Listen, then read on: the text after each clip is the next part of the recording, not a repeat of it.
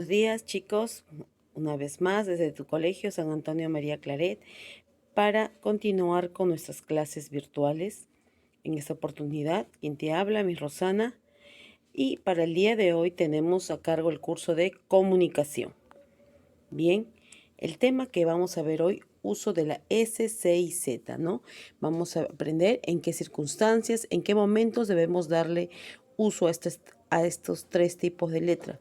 Y tú dirás, Missy, ¿por qué a ellas tres en particular y las tomamos o las vemos de una manera en conjunto? No necesariamente en conjunto porque no están agrupadas, ¿no? Sino que generalmente estas tres letras, estas tres morfemas o consonantes, mantienen un mismo sonido, ¿no? O un sonido parecido, que suele confundir porque en el momento que uno habla no emplea exactamente la tonalidad que debería llevar, ¿no es cierto? Por ejemplo, la S suena como ese sonido de la serpiente, ¿no? La C es mucho más cortante y la Z, ese sería el sonido real, que arrastras la lengua junto pegado a los dientes. Pero nosotros no hablamos así, es así. Lo mismo pasa a veces con la B y con la V. Con la B y con la V. Entonces, si pronunciaríamos de la manera adecuada, tal vez podríamos escucharlo diferente e identificar. Pero en nuestro común hablar, esas tres consonantes mantienen un sonido muy parecido. Es por eso que crea confusión en el momento de saber con cuál de las tres puedo escribir una palabra que tenga, por ejemplo, la palabra parecido. Podría escribirse según el sonido, podría escribirse con cualquiera de las tres, pero no. Justamente para eso es que existen las reglas de ortografía para poder saber en qué momento yo utilizo qué tipo de letra, ¿no? Para tener una escritura correcta y para que de alguna manera también eso tenga el significado correcto, porque muchas veces hay palabras que por el cambio de consonante el significado va a variar, ¿no es cierto? Por ejemplo, hay cima con C y cima con S.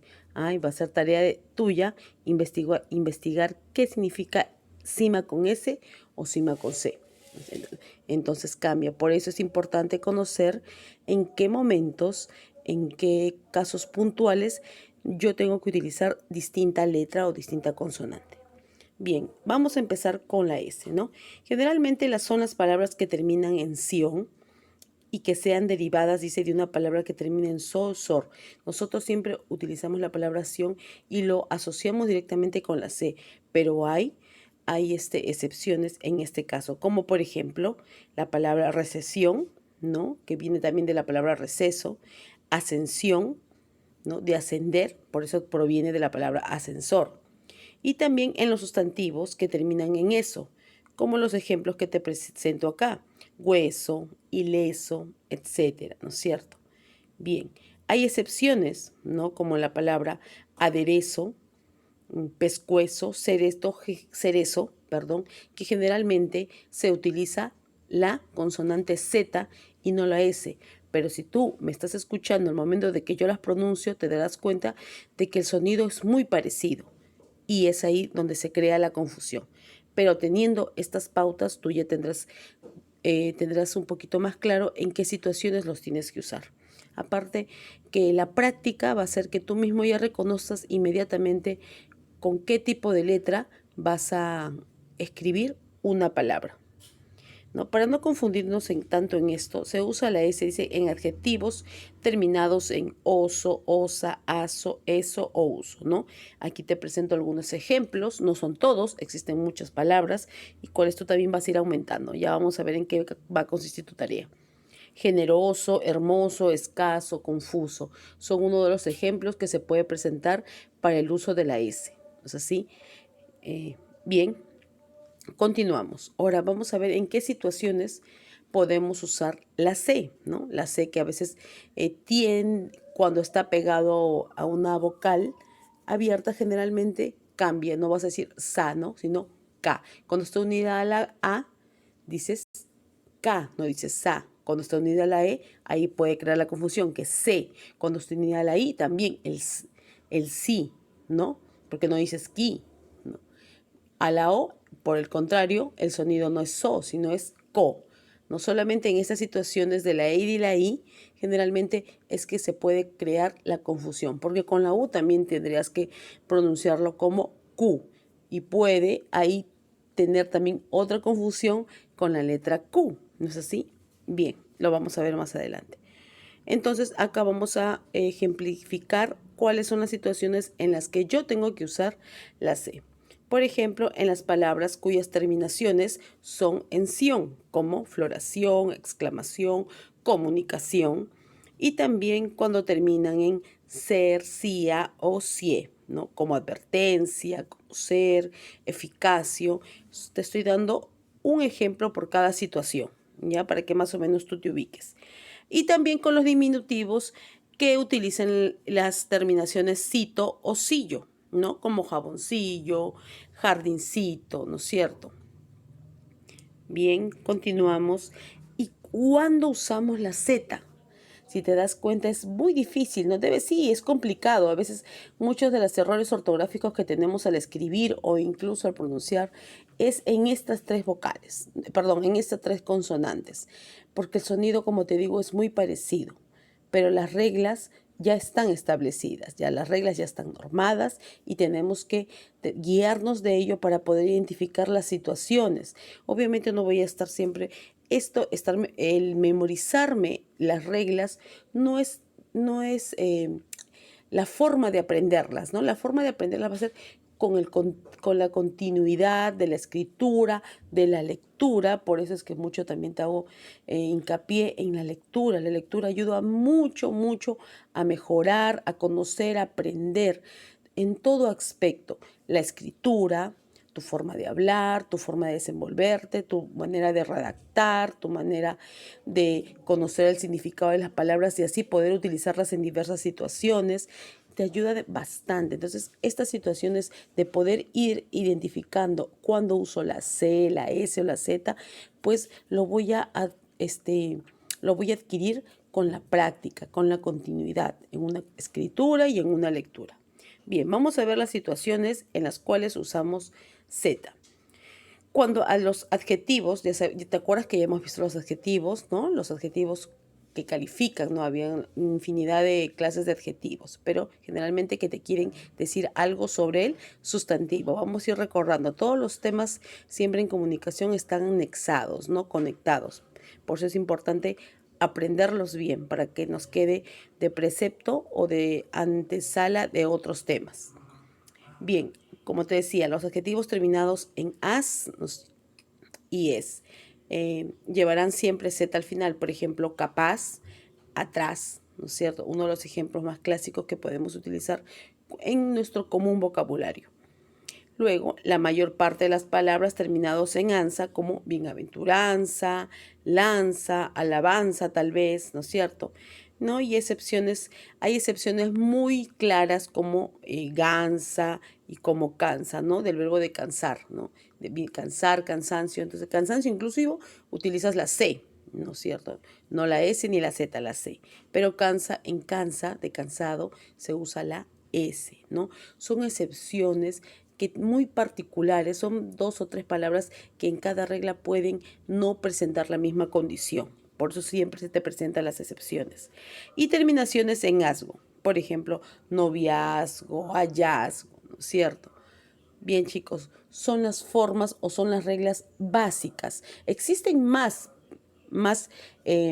condiciones, más reglas, pero estas son las básicas para un común hablar, porque de estas de acá, que son las principales, provienen los demás derivados y eso tú lo aprendes, como te repito, en la continuidad y sobre todo en la lectura constante.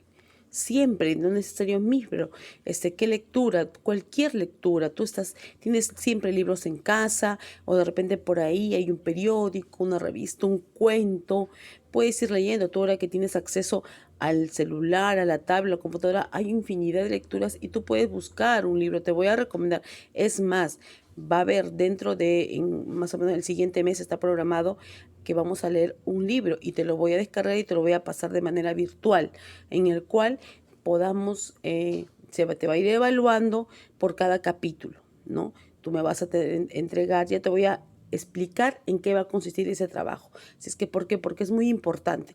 Porque este tipo de reglas, todo lo que corresponde a ortografía, todo lo que corresponde a estas reglas ortográficas o el uso de signos de puntuación, tú lo vas a requerir, lo vas a adquirir con una lectura audaz, con una lectura, no es que sea veloz, sino con una lectura consciente, con una lectura que sea provechosa. Provechosa, ¿por qué? Porque te da mucho provecho, porque vas a aprender a hablar mejor, como te digo, a escribir mejor y a conocer infinidad de palabras que van a formar a lo largo parte de tu vocabulario. Y qué mejor que vayas ampliando poco a poco tu vocabulario, que no te quedes solamente con las palabras comunes que pareces, o simplemente a veces tú te habrá pasado de que quieres decir algo pero no encuentras la palabra adecuada. Es que es eso, es la falta de práctica. Pero no, poco a poco vamos a ir corrigiendo, porque se aprende. En el trajín del estudio, en el trajín del conocimiento, uno aprende estas cosas, no te preocupes. Bien, chicos, vamos siguiendo con las reglas del uso de la Z en las palabras que utilizan aumentativos, que son los clásicos, ¿no? Enazo, asa, como por ejemplo sablazo, manaza, ¿no es cierto? Batazo, sí, etcétera. 5 dice las terminaciones en es y esa, ¿no? De sustantivos abstractos. ¿Recuerdas cuáles son los sustantivos abstractos? Aquellos que no puedo ver, no puedo visualizar, pero puedo sentir, ¿no es cierto? Como, por ejemplo, a ver, la honradez, la sencillez, ¿no es así?